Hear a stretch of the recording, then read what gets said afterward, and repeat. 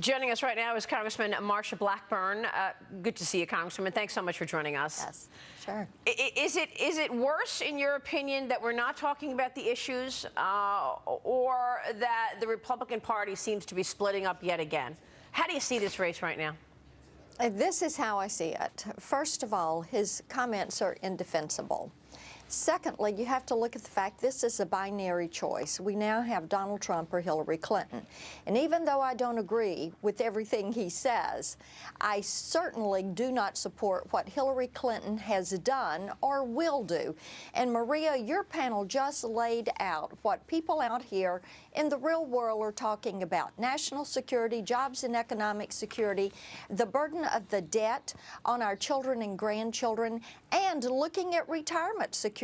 What is happening with Medicare, with Social Security? And this is what they're wanting answers to. Yesterday, I saw a 30-year-old woman. She stopped me. She said, "Ms. Blackburn, I watched the debate, but I want to know where I can find their positions on issues. My husband and I want to spend 5 years traveling, then we're going to start our family. Nobody's talking about terrorism and ISIS and how to keep the world safe and how to keep us safe." And she said, "I just want the positions." And this is what people want to know. Tell me the facts. You're right. Tell me what you're going to do. Be honest with me. And then how do we fix this, because we're on the wrong track? Right. Now, to be fair, this is Hillary's strategy. Get Trump off of the issues, but Trump doesn't help himself because he's got all of this noise around him. How do we get back on track in terms of talking about what's important and what the American people care about? I think one of the things that needs to be done is to talk about the importance of the Supreme Court, to talk about these issues and just lay them out. Relate it to Hillary's emails, for goodness sakes. You know, Donald Trump is right on the issues. He has a great economic plan. Stuart Varney was talking about that earlier this morning on your sister network. And he knows how to generate jobs, economy, economic growth that will help with getting the annual deficits and thereby the debt under control. There are plans that are there. This needs to be the topic.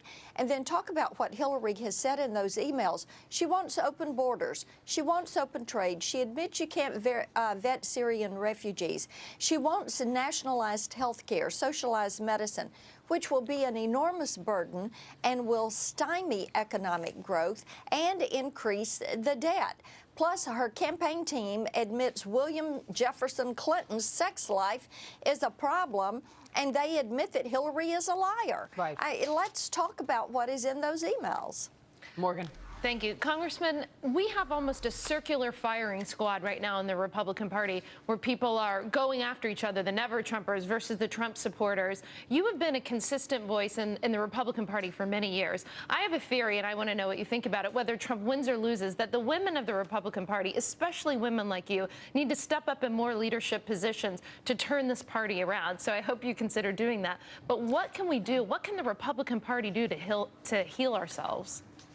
What we need to realize, and I agree with you with this circular firing squad, I'm an old party chairman and ran campaigns. You don't go after somebody who is, as Ronald Reagan would say, your 80% friend.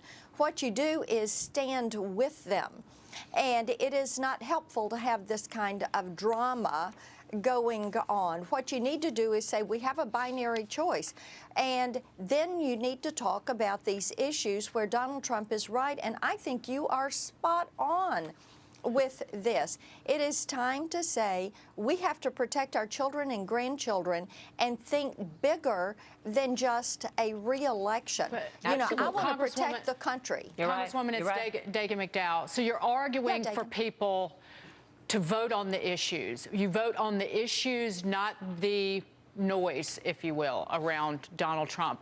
Absolutely. But the Republicans made character the issue when Bill Clinton was in the White House and he got caught with Monica Lewinsky. Character counts was what we heard over and over again. So what do you say to a Republican woman who really wants to vote on her moral compass and is choosing not to vote?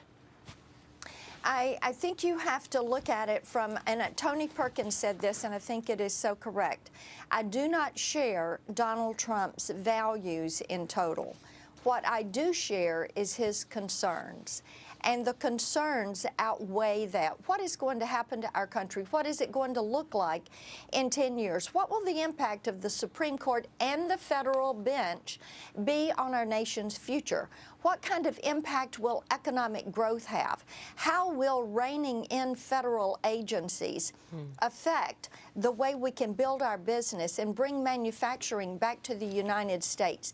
Yes, we do want to make America safe again, one again, make it great again. But you cannot do that with the status quo. And what you're going to get from Hillary Clinton is someone who has proven she will not tell you the truth. She lied to the country about Benghazi. She has lied to the country in what was in these Wall Street speeches. In 2013, she tells a Brazilian bank she wants a hemispheric open trade market and open borders. Give me a break. Right. There is nothing that is going to benefit our freedom, free people, and free markets in those speeches. So what can you do or say to your colleagues in Congress who seem to be walking away from what you're saying? It's not about Donald Trump, the man. It's about the movement. Maria, there are times you have to get over yourself. Right. And you have to set yourself aside, and you have to focus on bigger ideals. And we want the American dream to continue to live. It is not going to be able to live under increased government taxation, litigation, and regulation. It will just cripple it. I talk to businesses every day. They know that I have been in the small business marketplace all my life, and they will call me and say, Marsha, we are hanging on by a thread. Right. Obamacare is about to take us down. Hillary nearly bankrupted Tennessee when she tried out Hillary Care on us. It was TennCare. People go look it up. Nearly bankrupted the state, grew to be 35.3% of our state's budget, and a Democrat governor took it down. Too expensive to afford. Hillary Clinton is too expensive to afford. Wow. You make so many great points, Congressman. Go ahead, Anthony Scaramucci. Congressman, were you on the call with leadership yesterday? And if you Yes, were, I was. Did you share these concerns with the Speaker? And what are your thoughts about Speaker Ryan at this point? You know, I was in the queue to speak, but the call ended before they got to me. And then I tried to call him at the Janesville office, and it went to a voicemail, but the voicemail wasn't taking calls. It wasn't. I guess it was full with different members. I did want to talk to him, and I am trying to get a call with him today so that I can share some of my concerns. We have to, you know, there is an old acronym my mom would use with us kiddos when we were growing up, and it's for the word team. When you make team an acronym, you remember together everyone achieves more. And we as Republicans need to remember that. We are more in line with where Donald Trump is going to be as President of the United States than with Hillary Clinton. Donald Trump is going to work with us on our agenda in the House. When the House and Senate, and we're going to keep the Senate, our senators are doing a great job. When we send something to the president's desk, it is going to get signed into law, and the American people are going to benefit because we're going to rein in the size, the scope, and the cost of the federal government. Well, you make so many great points, Congressman, and we so appreciate you joining us this morning. Sure. We hope to hear your voice more and more out there because it's important. Congresswoman, good to see you. Thanks so much for joining us. Thanks, Maria. Marsha Blackburn there.